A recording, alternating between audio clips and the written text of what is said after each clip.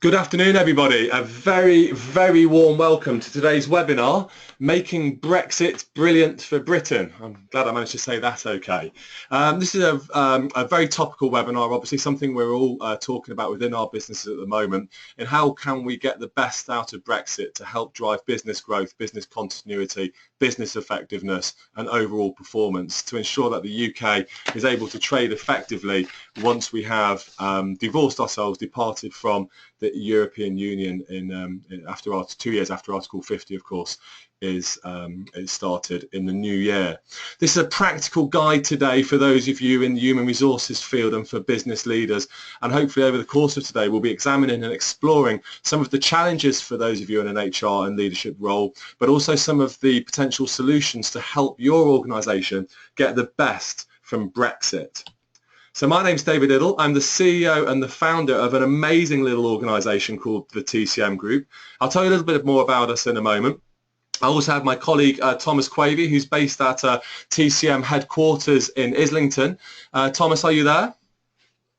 I am there. How are you, David? I'm well, Thomas. How are you? Good, thank you. Good. Looking forward to the webinar. So am I. So Thomas and I will be working together to deliver the webinar. Thomas has just come back from a 2-year secondment at the Royal Mail Group. Thomas ran their industrial relations team within Royal Mail, and for 2 years was helping to embed a culture of constructive and collaborative resolution, working with unions and managers across Royal Mail. You did some great work, Thomas, in that organisation. Thank you very much. I'm very, very proud of what we achieved over the 2 years, actually. Absolutely. One of our real claims to fame, I think, Thomas, was when Moya Green commissioned us to run their industrial relations strategy within Royal Mail Group. I think Moya told me she was losing a day a week to strike action. How many days were lost to strike action in the 2 years you were running their industrial relations team within Royal Mail Group, Thomas? I don't believe we had any strikes over the 2 years, David. That's fantastic. Well, I remember going to Sky News and sitting on the GMTV sofa. If I wasn't talking about the BA dispute, I was talking about the Royal Mail dispute. Two organisations I think were classified as the basket cases of industrial relations, embedded mediation and collaborative problem solving in the heart of their industrial relations strategies, and neither BA nor Royal Mail feature now on the news in relation to their industrial relations challenges. And moreover, Royal Mail, I think, Thomas, put collaborative processes and mediation at the heart of their modernisation and privatisation strategy. It wasn't just ethically nice, they were about driving real business results through the work you're doing. No, absolutely. It's great. Well, we'll draw on some of those experiences, Thomas, if we can, through the webinar. So the webinar will run for 45 minutes. It's being recorded. We will put it onto YouTube. Please feel free to share it with your colleagues and within your network and with others who you think may be interested in what we have to say. It will also be transcribed and turned into a white paper. So watch this space. I'm also, as some of you may know, I'm writing a book for Kogan Page at the moment, exploring constructive and collaborative problem solving for businesses in the light of Brexit, being published in 2017. So if anyone would like to contribute to the book, I'm looking for voices and contributors for businesses who are embedding collaborative problem solving approaches within the human resources and leadership capability. There'll be a couple of polls through the webinar, of course. Try and make it as interactive as we can. And there's on your console, you'll see in front of you, there's a box called questions. If you have any questions for Thomas or I during the course of the webinar, please do feel free to ask us any questions that you have. We're also available on Twitter immediately after the webinar. Thomas and I will be taking questions on Twitter, and the hashtag is David_Liddle, and I'll put that up towards the end. Feel free to find us on Twitter, ask questions, and we'll have a Twitter Q&A session after the event. Also, for those of you who are interested, we're offering a free on-site review with your senior management team, just to help talk through some of the issues and tease out some of the challenges that we're talking about here today. But for now, please sit back. If you've got your lunch with you by your side, please enjoy your lunch, and I hope that you find today's webinar useful, informative and full of practical tools and tips that you can take away and put into practice right now. So a little bit about the TCM Group. Some of you I know on the webinar have worked with us in the past. It's great to have you here, and some of you may not be so familiar with the organisation. So we set up 15 years ago, promoting mediation and dispute resolution services within organisations. More recently, we've been focused on areas of leadership development, collaborative business processes, a whole array of different areas of activity, supporting organisations to transform their people management approaches and their employee relations and industrial relations strategies, all predicated on two very simple things: talking and listening. And at the heart of our approach within the TCM Group is helping to get people around the table to talk and listen. But what we'll be exploring in today's webinar is the traditional approaches within many of the organisations, and here's just some of the organisations we've worked with. Some of these have won awards for the work that they've done in promoting and embedding best practice. Marks and Spencer's, of course, won a number of awards for the work we've done with them. Royal Mail have won a number of awards. They won a big CIPD award for the changes that we've made. EDF Energy, BT, Lloyds Banking Group, we've got our fingers crossed for their award, their nomination for the HR Impact Award this year at Personnel Today. So a number of these organisations are now winning awards and accolades for the incredible work that they're doing to drive a culture of collaborative problem solving. But what we see when we walk into organisations for the first time is actually we see more and more of the approaches within organisations impede dialogue. They create division and they perpetuate discord, and we need to look today at why that's happening and how those organisations are moving away from these approaches. So Thomas, I think today what I'm hoping we'll discuss, and obviously looking forward to sharing this with you, is why and how are organisations integrating a culture of constructive resolution across their human resources, employee relations and industrial relations processes. Why are they now, and in the light of Brexit in particular, recognising that the traditional approaches have failed, are failing and will continue to fail? It's an extreme statement to make, but I will present some evidence today as to why I think the traditional approach is no longer fit for purpose. We'll be looking at how organisations are demonstrating the need for change. What's the evidence supporting assertions such as the one I've just made? And what role are managers, leaders, unions and HR playing in the resolution process? The modern triumvirate, the three heads of state within the modern business, the HR professional, management and unions or employees working together collaboratively, the modern triumvirate. Wow, what a year. What a year. Incredible. 2016 has been a tumultuous year for all of us within society, and I think it's going to take a long time for us to truly understand the tectonic plates, the shift that we've seen within our society. First we had Brexit, then we had Donald Trump. And of course there have been other significant issues within our society that have come up over the last 12 months. But what Brexit in particular did in June, on June the 23rd, and of course as the results became clear on the 24th of June, they showed to all of us within our society, whether you're a Remainer or a Leaver, a Brexiteer, or someone who's perhaps more resistant to change. What Brexit showed is it showed us that we live in a society which is fraught with fraction, with division, with disharmony, disaffection, dissatisfaction and dysfunction. Brexit brought this into sharp relief. We cannot ignore it's there. And it's not just a societal issue. Your organisation is a microcosm of wider society. HR and business leaders cannot sit back and ignore the issues that are evident within our society.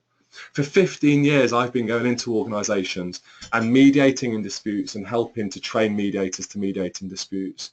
But in some respects it's felt like a small niche activity happening in a closed room behind closed doors somewhere in a little annex to the organisation. But for 15 years I've been worried and troubled by the level of division that I've seen, by the level of discord and dissatisfaction that I've seen, by the level of hurt, the anxiety, the fear that I've seen when I've been working with organisations.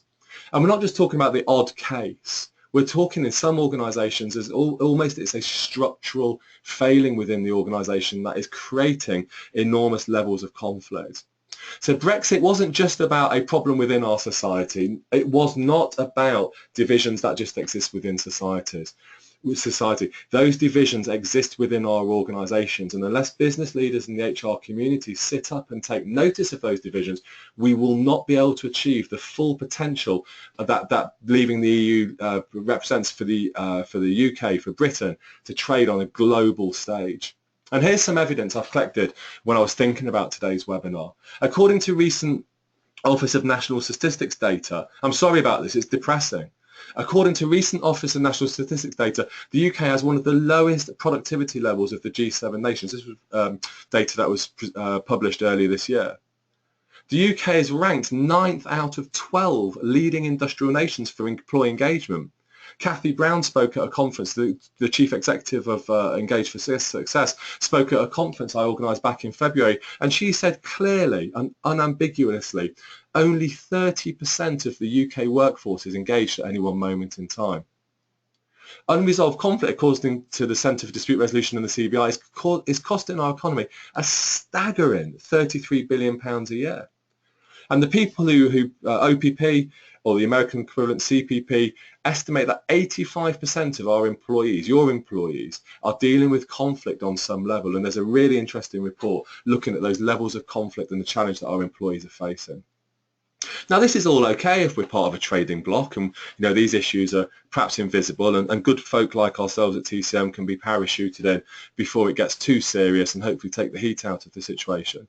But if we're serious about trading on an international global platform, we can't do it with the levels of engagement, dissatisfaction, poor productivity and poor performance. Something needs to change. And we're hearing a lot from the current Conservative government about a development of an industrial strategy in relation to promoting Brexit. There's obviously the Supreme Court ruling in terms of the parliamentary debates in relation to Brexit. So we're looking a lot at macroeconomics and macro strategy. But I don't think we're going to get the best from Brexit in an overarching industrial strategy which only focuses on the big macro picture. Not at all. We need to focus on the human relationships between our people within our organisations. Brexit will succeed or fail because of the relationships that we have within our workplaces, with our customers, with our colleagues, with our peers, with our shareholders, with our supply chain. It won't succeed or fail purely on the basis of a government's industrial strategy. And according to the CIPD, 30% of our time as managers is spent dealing with these issues in the workplace.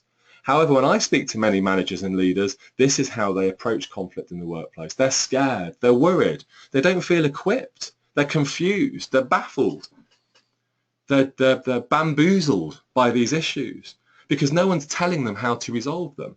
They're reliant on an old, outmoded policy framework, which actually, paradoxically, for the managers I speak to, they are scared of the policies that exist in your organisations that are in place to help resolve people management issues. I spoke to a manager earlier in the week, and she said to me, David, the reason I didn't address the problem in the workplace is I was worried that if I spoke to this person, the other party, her colleague, would take out an allegation of bullying against her. So it was easier not to speak. And I think many managers are employing an avoidance strategy because sometimes it's just easier to say or do nothing. But unless our managers feel confident and competent and courageous to have the conversations which drive productivity, which promote engagement, which build trust, how can we get Britain working on a global level? And again, referring back to Engage for Success, a fantastic movement. If you've not come across them before, I'd highly recommend finding out more about them. Of course, David McLeod, the co-chair of Engage for Success, working with Nita Clark, says very passionately when he's talking, a breakdown in trust is the antithesis of employee engagement. So we enter into the next 2 years of Article 50 of Brexit negotiations, of leaving the EU as one of the most unprepared economies that I think we could possibly hope to be.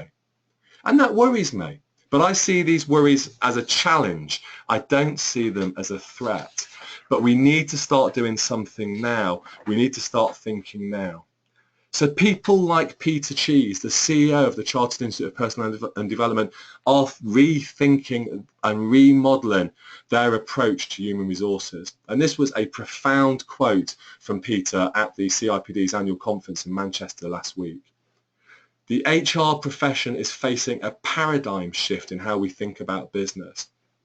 We are moving past command and control and process-centric models that are bound by rules and policies. That's right. The CIPD are saying to the HR profession that our rules and policies, whilst they're important, and we'll talk about their importance and how we need to protect hard-fought employment rights, but what Peter Cheese is saying, and others are starting to say now, is we cannot rely on the old systems of human resources, which are command and control and process-oriented, to get the results we need to deliver on Brexit.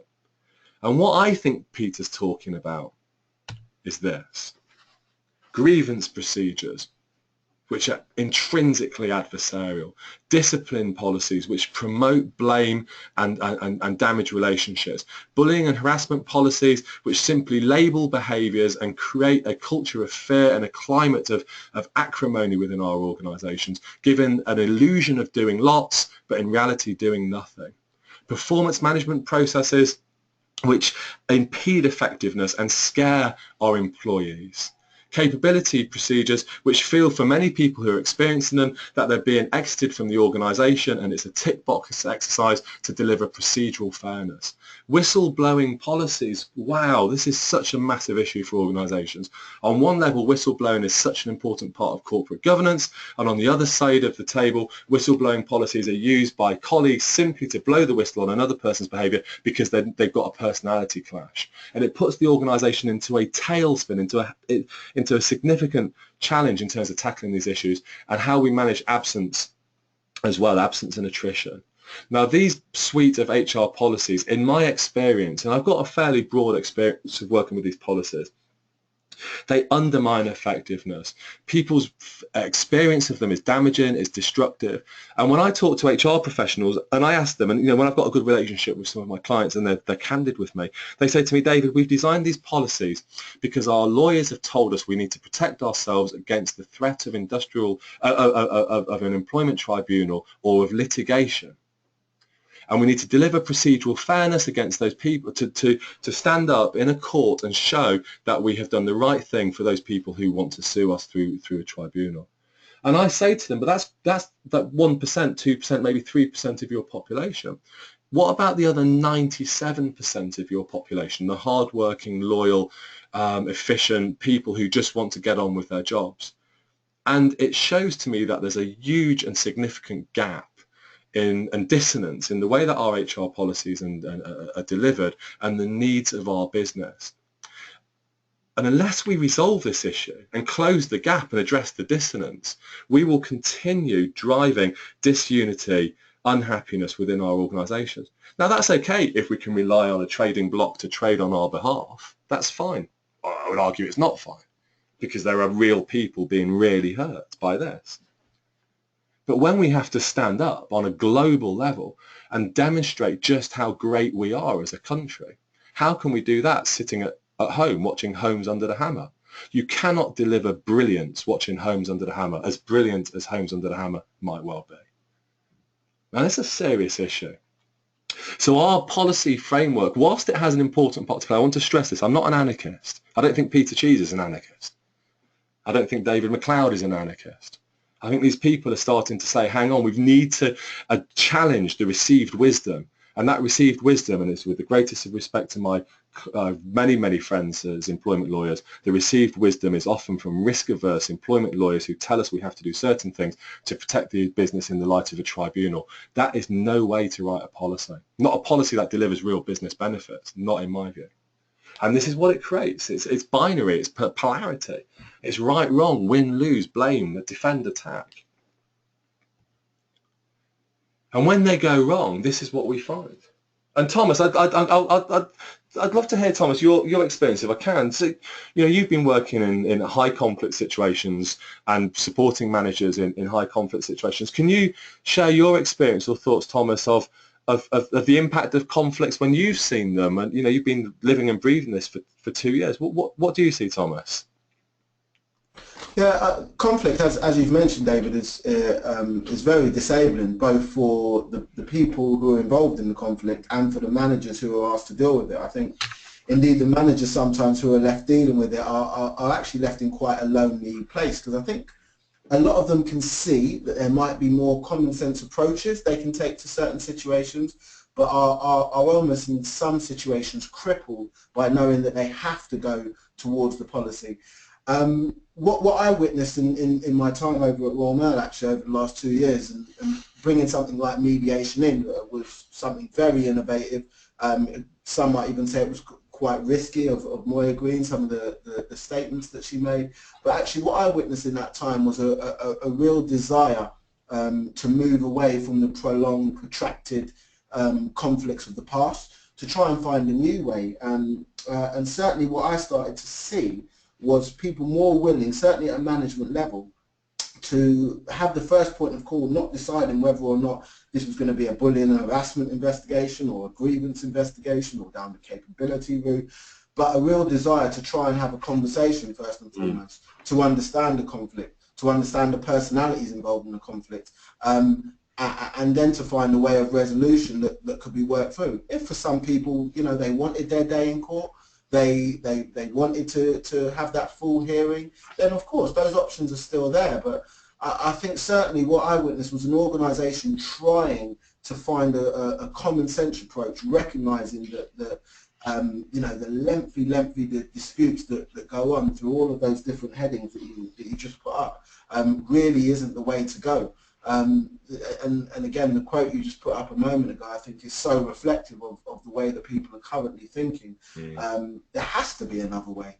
And thankfully there is, you know, but it's about preparing your organisation, doing the groundwork, doing the things that are needed to ensure that your organisation is ready to manage conflict, manage disputes in an informal way. Absolutely. I think the important thing you mentioned there, Thomas, as well, was common sense. And for many organisations, HR policies, as well as that kind of desire to make those changes, procedure trumps common sense. And what we often find is that people, leaders, managers, HR, they already possess the skills to resolve these issues. But as soon as we walk through the office door, we walk into an environment which is process-led. Now, I understand that. And I recognise that, and that's part of the, if you like, the culture of many organisations. But what happens is, instead of those policies and procedures working in alignment with and being convergent with common sense, building respect, the values of the organisation, what happens is the policy framework trumps everything else. It trumps the values, it trumps common sense, it trumps trust, it trumps communication. And I think in so doing, it prevents organisations from making the changes that you've been seeing happen within Royal Mail.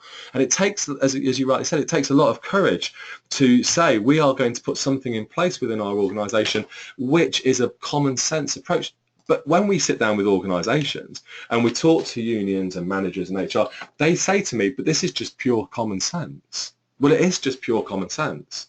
But what we need to do in some respects to help get the best out of Brexit is bring common sense back around the table and actually make common sense strategically important and design common sense into the structures, the systems and the processes of our organisations. I'm going to talk more in a moment about how we do that.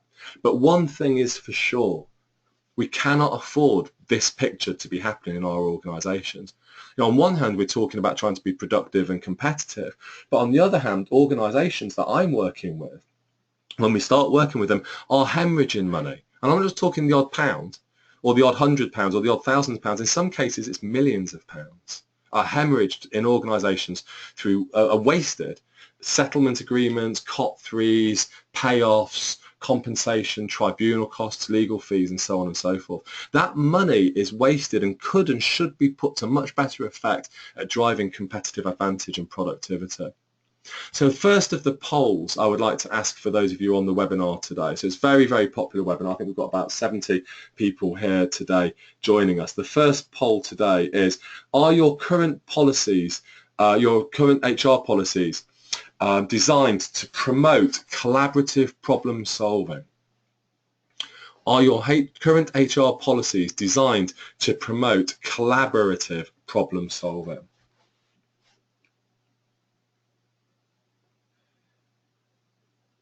Okay, so half of you have voted.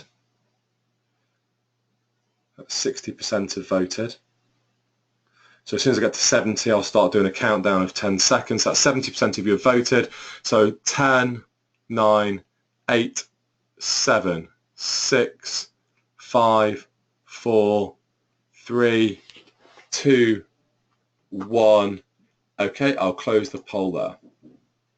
So let me share that poll result with you. That's hot off the press, our own little Brexit. So interestingly, 43% of you have identified that there is collaborative problem solving is designed within your policies, and 57%, over half of the attendees on today's webinar have suggested that their policies are not designed for collaborative problem solving.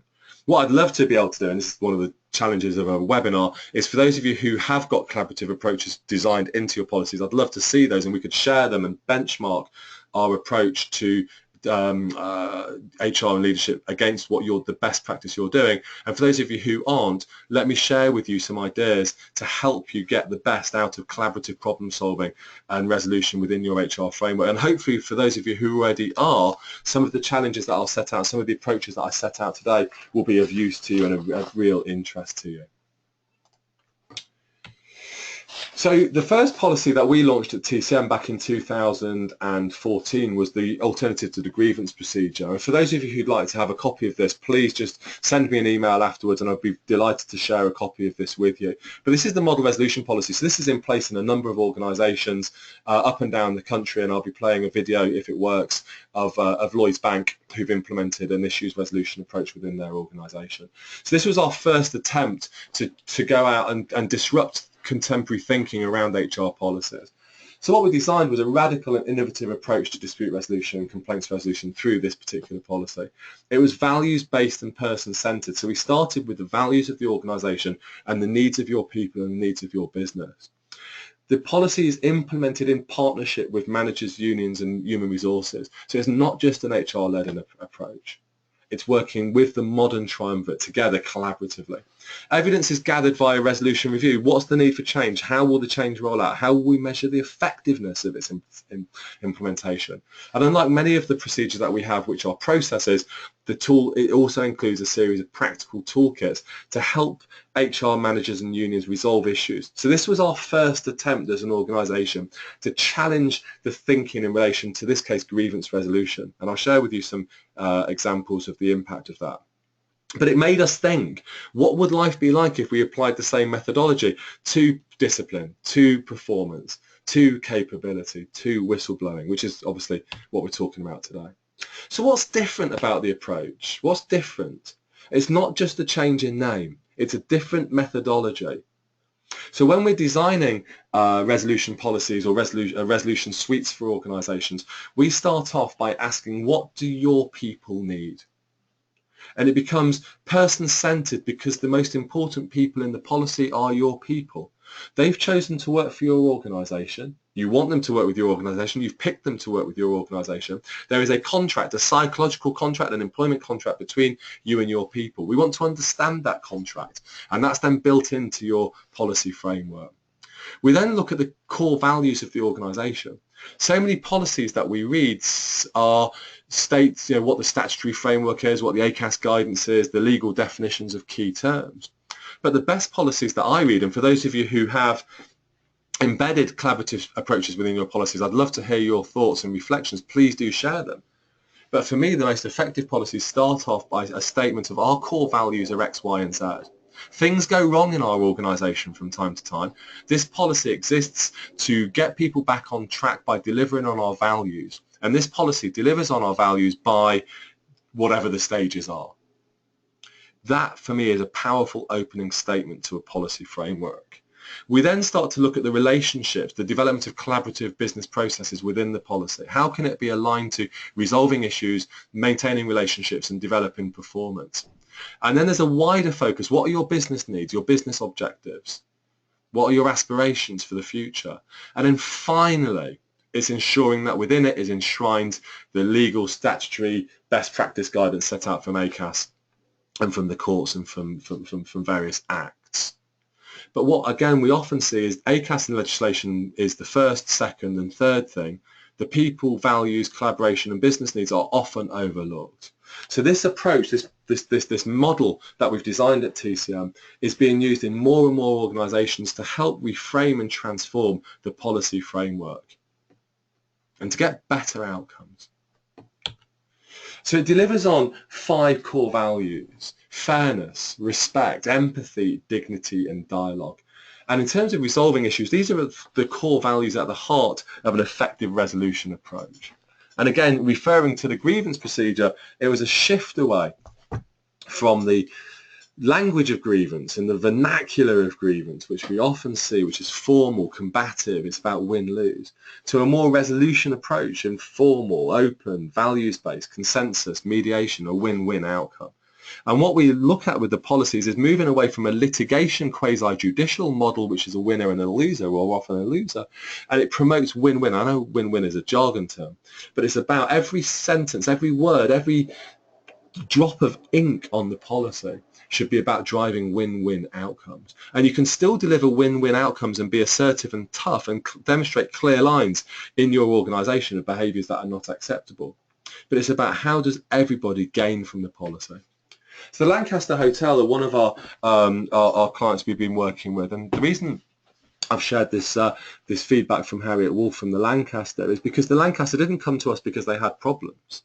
Lancaster came to us because they are moving from a 4-star to a 5-star hotel, and in the middle of a major refit, a beautiful hotel, a really lovely hotel with a great HR team, great management team over in West London. And what Harriet's challenge was, and her colleagues within the HR team, the challenges were, is how do we move from a 4 to a 5-star hotel and deliver 5-star behaviours? And the way that they chose to do that was to move their grievance procedure and their disciplinary procedure into a single resolution policy. And what they did is it created a safer place and a safe zone where issues can be resolved. Disciplinary cases fell from 49 just 3 years ago to 15 last year. But more importantly, the Lancaster was given a Times Top 100 companies to work for, best places to work last year, specific reference to the work that they've done on creating 5-star behaviours. And they've identified other real benefits, and there's more work being done now with their leadership team to promote resolution. So what happens next? We'll bring in HR managers and union together to identify the challenges from Brexit and beginning having conversations right now. We can't wait for these conversations to happen. They need to happen right now. So sitting in a room, bringing these 3 players together, saying what do we need to do to make this company, this organisation brilliant in the light of Brexit? Asking yourself some key questions. Does collaboration and constructive problem solving feature as a strategic priority? If it does, how does that play out in your values, in your leadership capabilities, your leadership competences, and what your employees receive through their employee handbook and so on? What's the real cost of these issues? What's the impact of stress and sickness? It's anti-bullying week at the moment. What impact is bullying having within our organisations? How many grievances do we get? How much do we spend on the legal costs? How much management time is spent dealing with these issues? Are disputes, division and disengagement impacting on our customer experience? And do we support our managers and leaders to spot issues and begin to nip them in the bud? These are 8 critical questions that we ask organisations, and organisations are asking themselves when they're rethinking their HR policy framework to develop an HR resolution framework within their organisations. So our resolution policies are transforming a process-centric approach to employee relations and people management, delivering dialogue instead of mistrust, empathy instead of blame, and innovation instead of dogma. That's got to be good for helping achieve the outcomes from Brexit. And what do the 3 players do? Well, employees and their representatives are expected to raise issues early, not just sit on them, not just go off sick and hope that someone will fix them for them, that they will engage in a resolution process. That human resources professionals will be much more proactive, coaching and mentoring, triaging cases, promoting a collaborative culture within the organisation, moving away from the adversarial HR processes and delivering transformation in the policy and procedural framework. And for managers and leaders is to engage with the process and to be recruited, appraised and measured against their implementation of your values as well as their own technical skills and achievement of their KPIs. That your managers will foster and work with you to create a culture of engagement. No longer can we accept managers saying, well, I thought this was an HR issue. HR, you resolve this for me. HR, this has come up. This was never in my job description. That is not effective management. And again, under the old paradigm of the EU trading bloc, we could have probably just about got away with it, but we can't anymore. There's an increasing emphasis on the modern manager to be able to tackle the difficult issues in their teams and drive productivity and innovation and deal with these issues more progressively. So again, I moved away. There's a lot of D's at the beginning of my presentation. There's lots of C's now. So the objective that HR focusing on is about developing constructive, collaborative, courageous, competent, confident, compassionate conversations within your business. And I would use these tools to overlay over your HR policies. Are they delivering on this? As well as ensuring that you're protected in the employment tribunal, in the event that you get there, in the 1 or 2% of your employees who are going to take you to that place. And of course, more and more is being done right now to challenge the role of the employment tribunals and increase the focus on conciliation and mediation.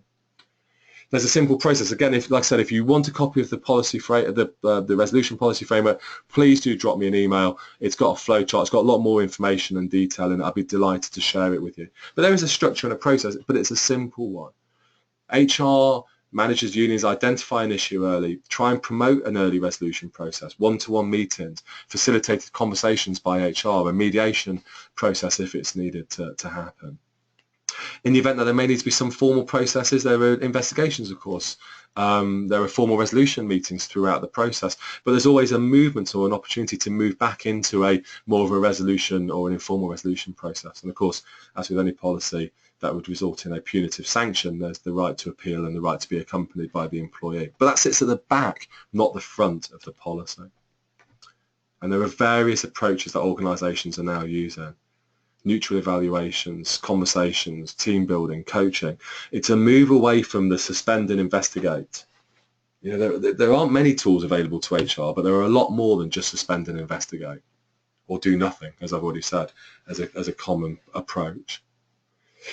Thomas, just give me a little break there as well, and give people a break from my voice. You know, how would you describe some of the benefits that you saw in Royal Mail to the organisation from implementing a resolution methodology? You know, can you sort of capture the essence of the impact of that? Yeah, absolutely. The first one I think I've mentioned already, which is just the idea of once the managers in the organisation recognised that not only was this approach being taken, but it was also being taken very seriously in terms of training up a team of mediators, bringing in myself and embedding myself and TCM as an organisation to look at the policies and procedures, look at how mediation would work and how the nuts and bolts would work. It gave what we were doing a sense of gravitas, if you like. So that first one with the change in mindset of the managers, I think is massively important. Our managers and our leaders are the ones who are closest to the conflict in the business. They're the ones who join up the top of the business with what's going on the ground. And it's vital, if we're trying to make any sort of change within an organisation, that those managers come with us. So certainly for me, that's a big one, and not to be underplayed, actually, the change in the mindset of the managers. Secondly, I think you touched on the point earlier, David. It's a language thing, actually. What I noticed, and one of the great benefits, was a change in the language that people used around conflict. And again, I think it's one that kind of goes under the radar sometimes. But again, you know, you've talked so much about the grievance policy and utilising a resolution policy. Again, if you just think about the language that we use when we talk about grievances, we almost preempt and in some ways predetermine negative responses in some of the language we use. So again, bringing mediation into the organisation, there was a real overhaul and a real piece of work that we did with the mediation team around changing the language of conflict. So by getting us to have a process around mediation, referral forms, etc., what we actually managed to do by doing that was change the language which people address conflict with.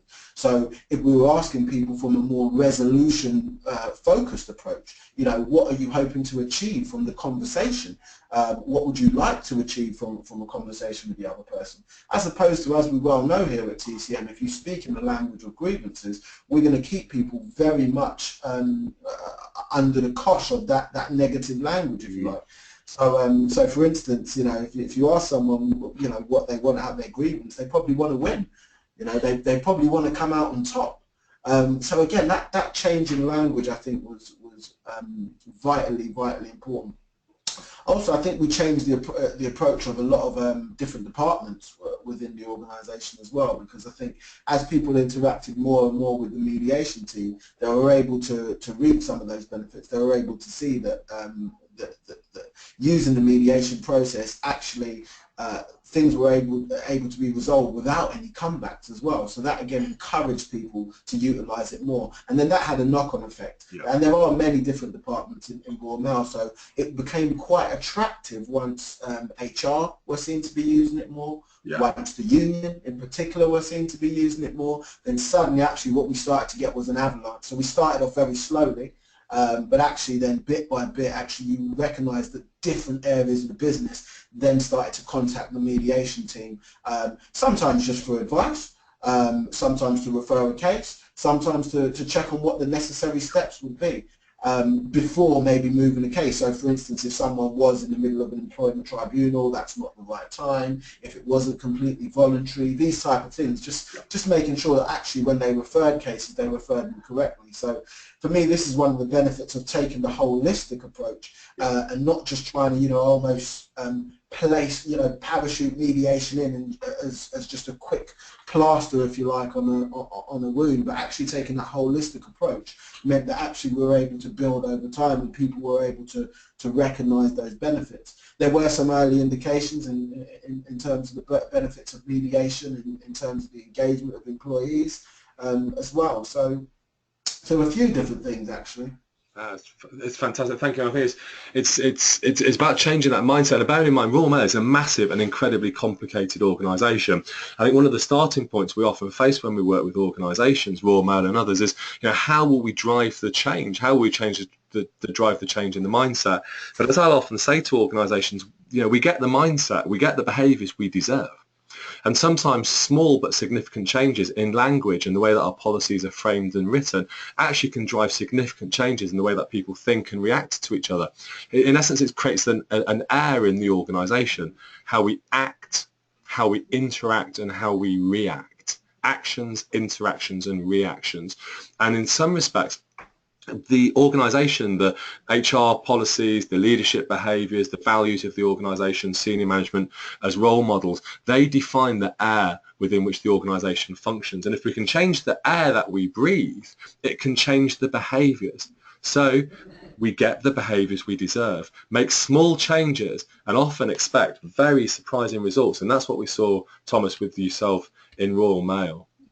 So today's about helping to give you a checklist, some guidance, some tools. I hope we're starting to offer some of those to you.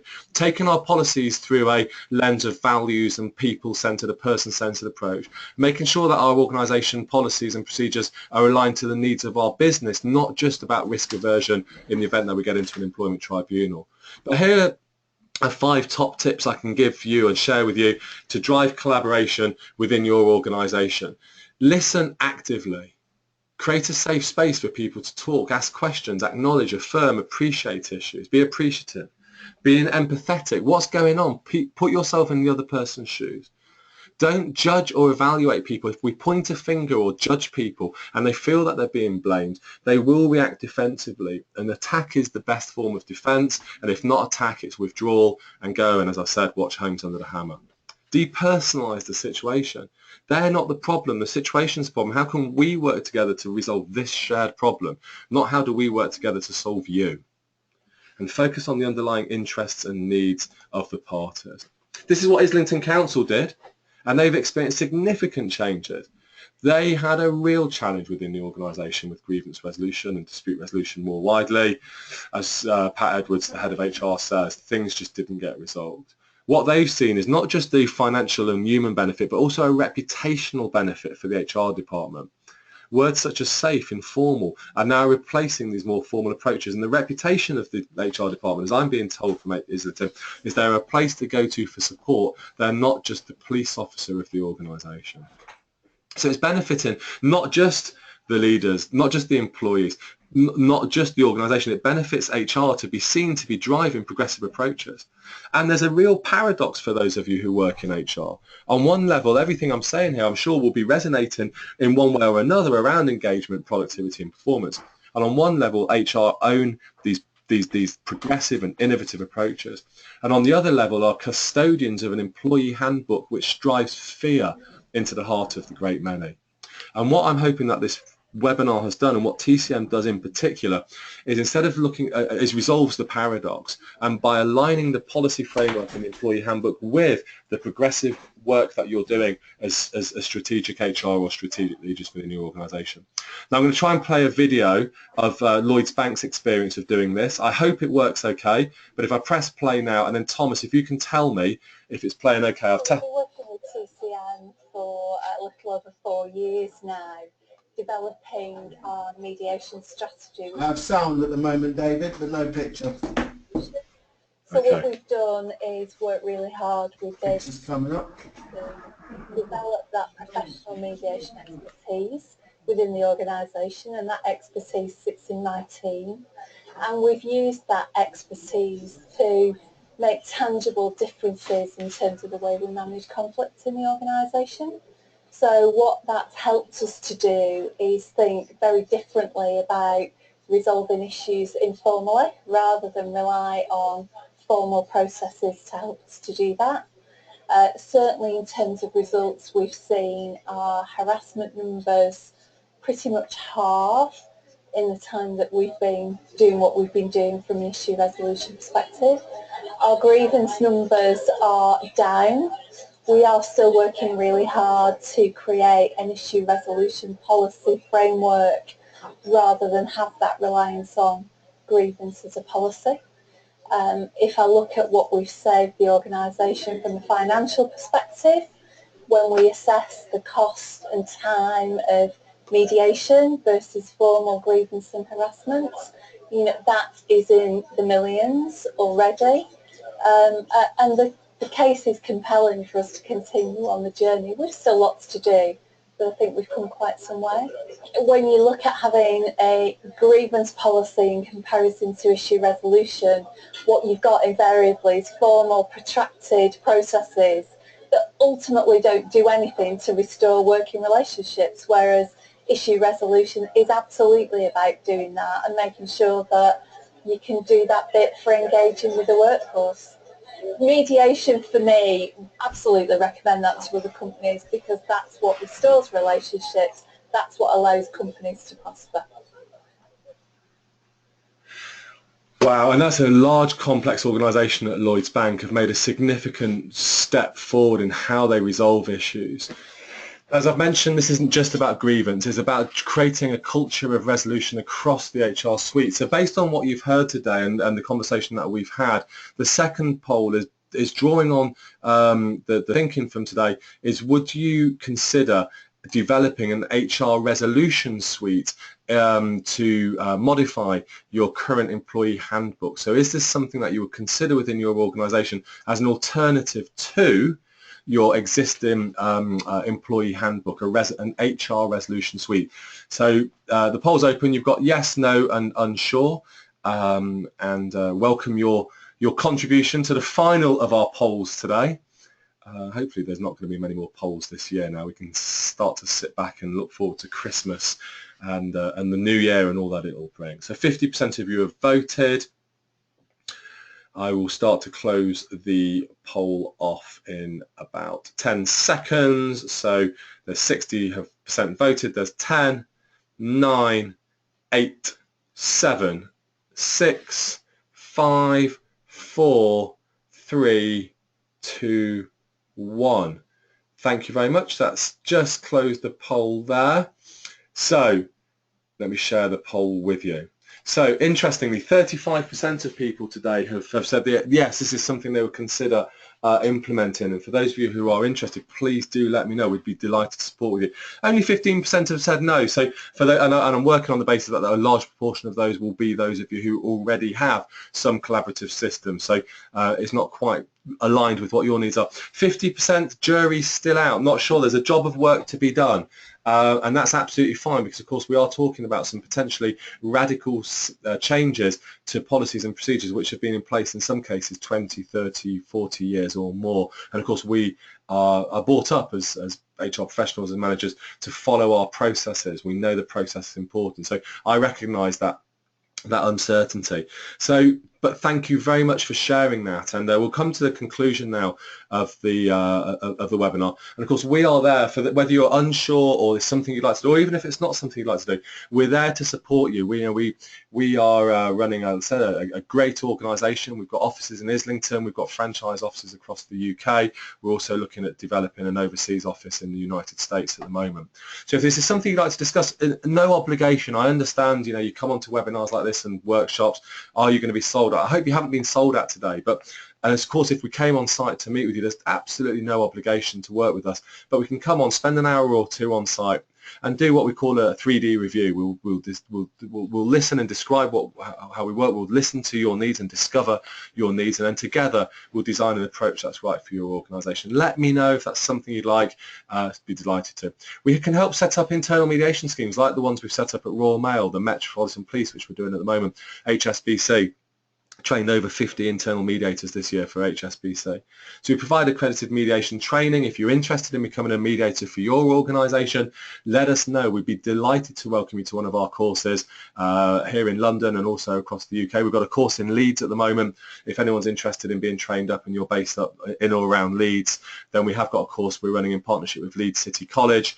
And there's some great prices, by the way, if you're interested. We run conflict audits and diagnostics, bullying audits. We do a lot of work supporting organisations measure the cost and impact of bullying and put in place anti-bullying initiatives, and also developing management and leadership capabilities through our amazing programme, Leaders 2020. And we run courses for Leaders 2020. So finally, it's the things that we do right now that will define if our businesses can cope with the demands and challenges of leaving the EU. Doing nothing is not an option. And I know it's a much coined phrase, it's a cliche, but it's not a time for business as usual. We cannot rely on the old systems now to deliver the results. We need to do something. Whatever we do, doing nothing is not an option. So thank you so much. Thomas, thank you for sharing your thoughts and observations from Royal Mail. Thank you so much to everybody who's joined the webinar today. As I've said, we'll put this up onto YouTube and also onto our website. Please do feel free to share it. If you want to, you can listen to it at your leisure or listen to snippets of it at your leisure.